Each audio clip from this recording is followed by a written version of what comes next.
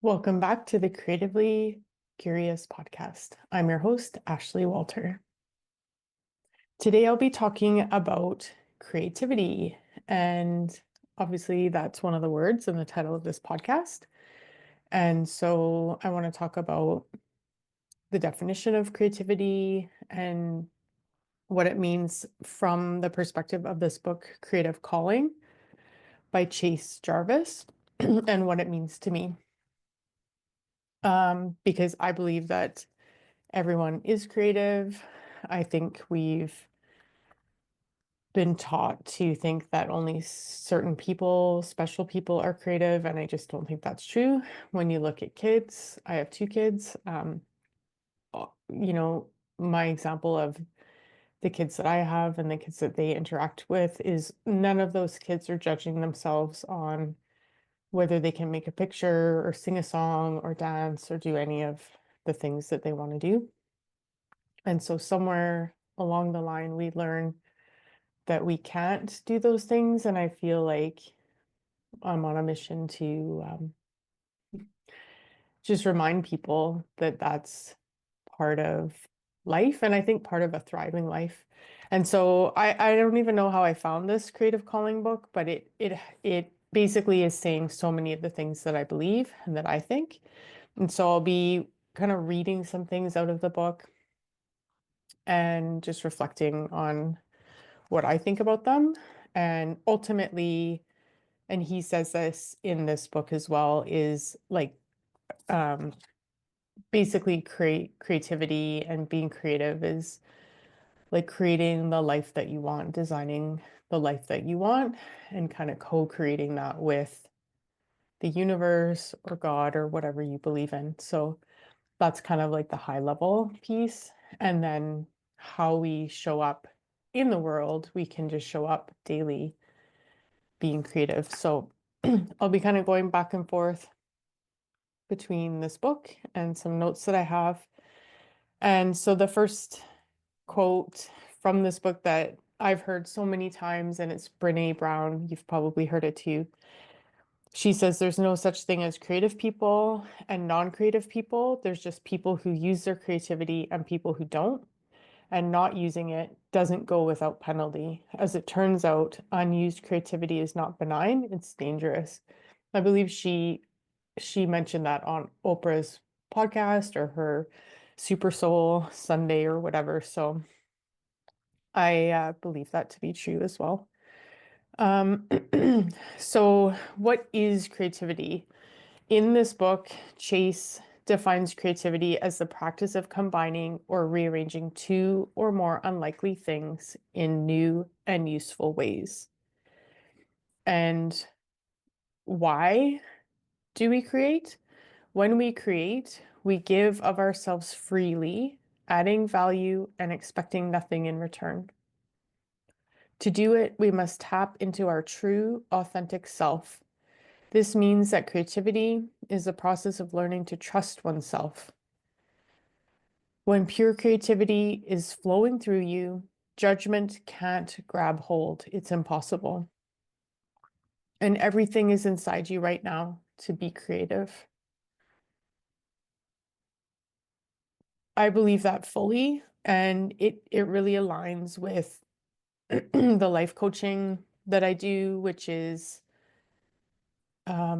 supporting people to tap into their true authentic selves.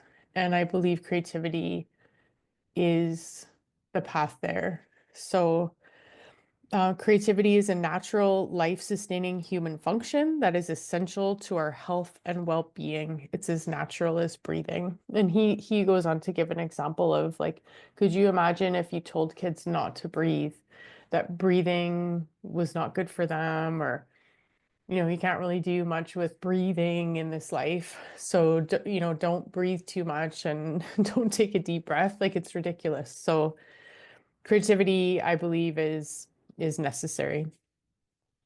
Um, let's see, looking in the book here, we are all born creative. No matter your race, gender, sexual orientation, ability, or background, creativity welcomes you.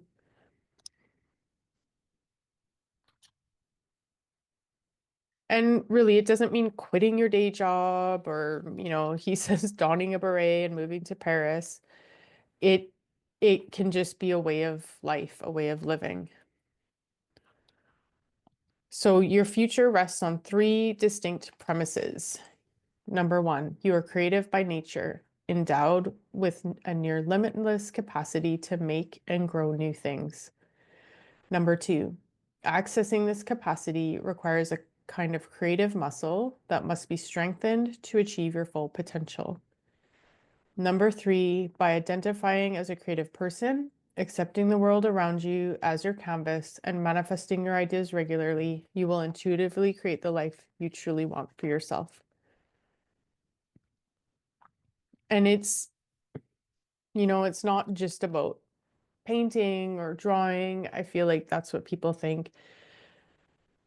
It's not just about music, it's dancing, it's, cooking supper, it's how you're playing with your kids, it's running a business, it's creating courses, it's really a way of living. Um, and society's narrative around creative people versus the rest of us is false and destructive. So once you can let go of that distorted thinking, your mindset will change. Suddenly, you'll understand that creativity is an immensely practical pursuit, one of the true sources of abundance in life. Unleashing your creative capacity is, in fact, your highest calling, the key to shaping the arc of your life. As powerful and dangerous as creativity can be, the only way you can really mess up this gift is by ignoring it.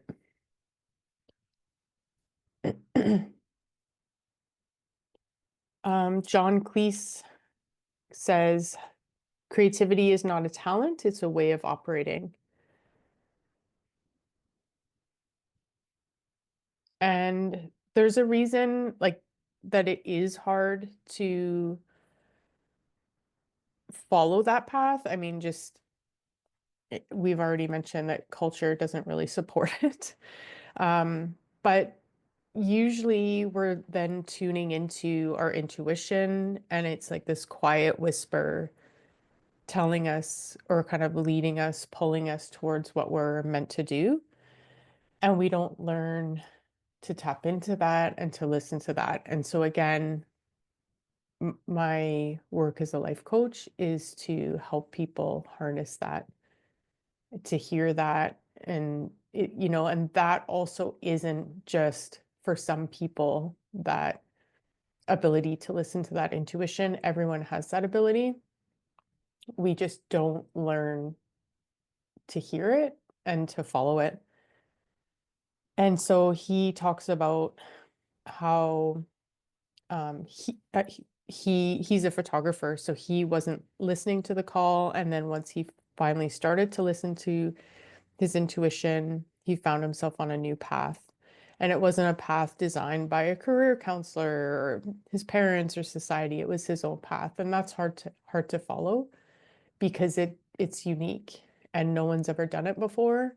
And I guess that's what I'm embarking on myself as well with this podcast and with the life coaching and my creativity and other things I'm doing, is that it doesn't look like a path that we're taught in school and the path that's like safe, but it's a path that feels the best to me. And I do believe, like, my hypothesis is that if we all went down these paths that feel the best to us and that are creative, like, we can imagine these lives for ourselves, that the world would be a lot different.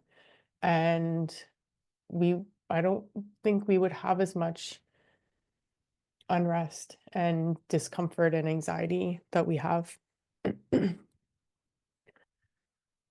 And so part of that, which is also similar to life coaching, is excavating away the life that we kind of learn to live in school. And no judgment of school. I have a lot of teachers in my family. My parents were teachers.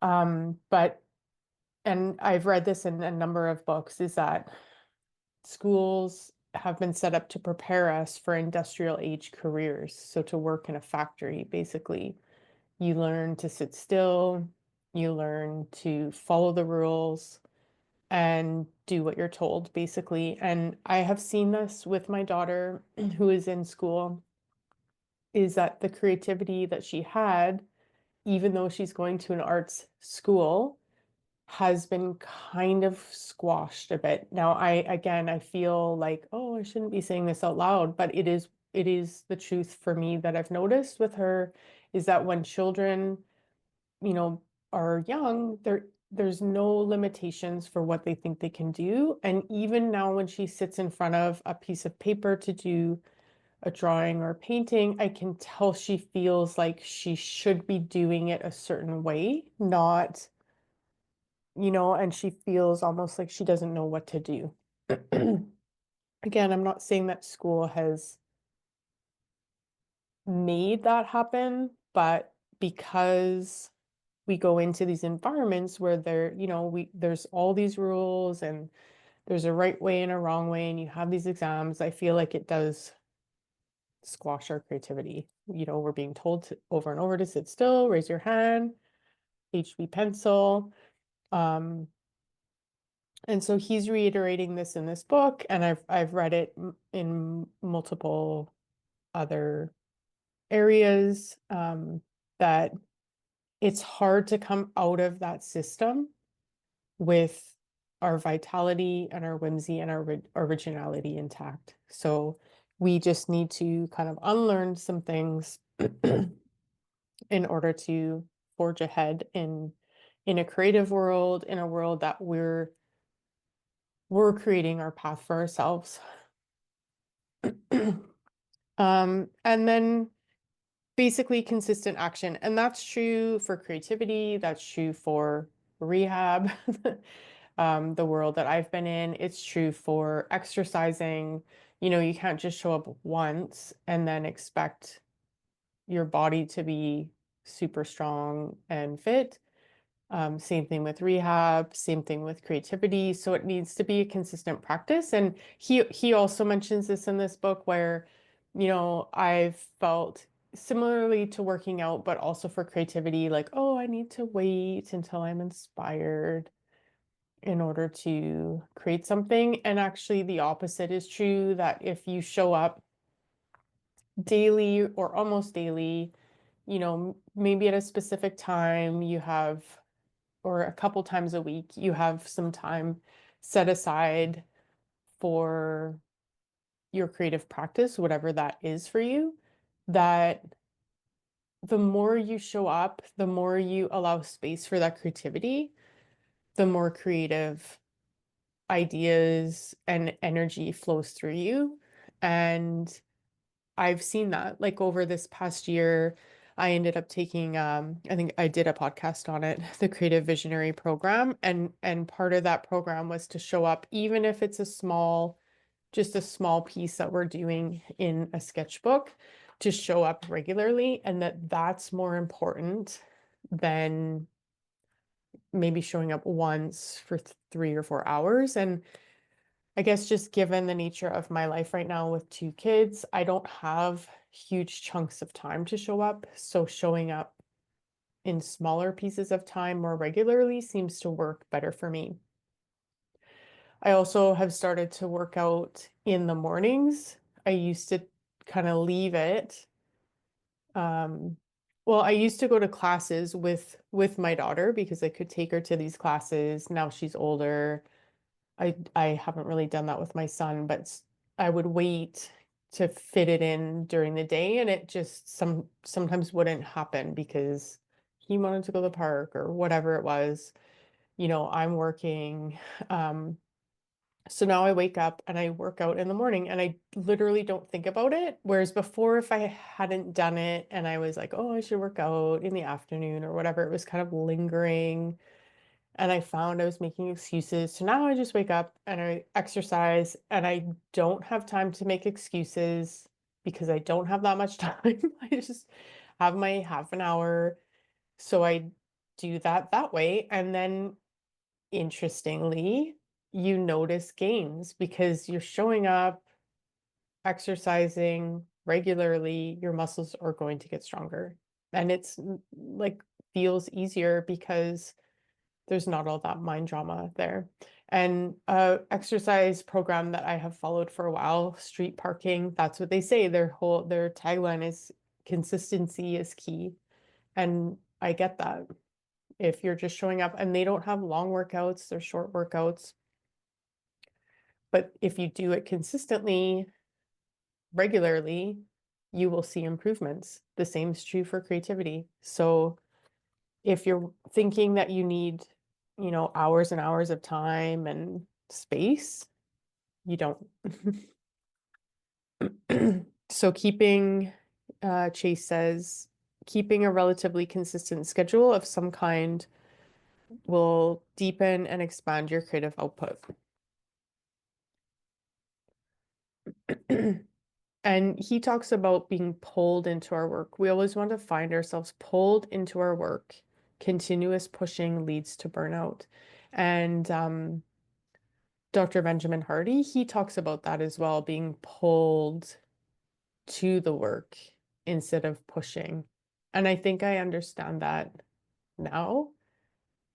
Even this podcast has felt like a pull to me. It's been kind of on my radar to start one for a while, and it doesn't feel like I'm pushing. It feels like it's pulling me, and the ideas for episodes are coming pretty easily, and even just, the whole process of it. Now, obviously, it's new. I'm starting out, and I'm sure it could be better in a lot of different ways, but the point is that I'm showing up and I've done it. And that kind of leads me as well to what he says is give yourself permission to suck. And I think I've heard Brene Brown talk about that too. Just do the shitty first draft. Sorry if this will make it an explicit podcast that I've said that word. But just show up. And ultimately, you kind of have to give yourself permission to not be good at it at first because you're learning. It's something new. And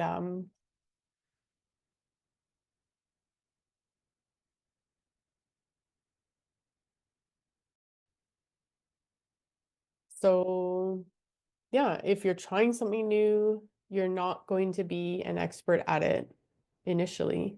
And you have to keep doing it and trying things and working at it and like let yourself feel okay with that. And he has a quote by Jared Leto, which again, I've like heard this quote by other people multiple times.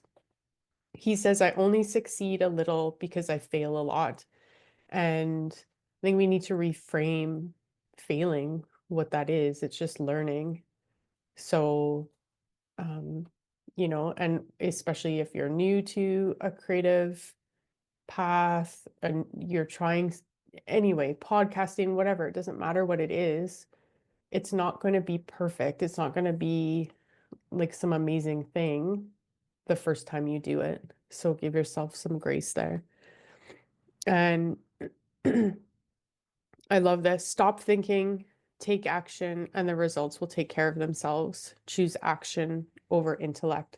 And so I've given myself that permission too, is like just to move forward. And the what I notice, especially when I'm painting, is like, there is that kind of judgment that comes in initially, but then when I'm working on it, working on a piece, it goes away for sure, that judgment and that inner critic. And then I celebrate that I've actually just shown up for myself. And who knows what will ever really happen with any of this stuff. But like ultimately, I feel a pull. And, that's one thing I do with coaching too, is we really go into our bodies. So I feel the pull in my chest when it seems to be something that I really want to do. So coming from my heart, or I always think of Care Bears like shining their um whatever their gifts are on their chest. And instead of it coming from my head, or, that's where the inner critic seems to reside there, but this pull of doing the podcast or this pull of working on my art, and I'm just going to let it be that. And I don't really know what the end result will be, but it feels good to do those things in the moment. And so that's what I'm going to continue to do. And I'm going to celebrate showing up. So even if, my dog was barking, you may have heard it in the podcast. Um, uh, it's imperfect.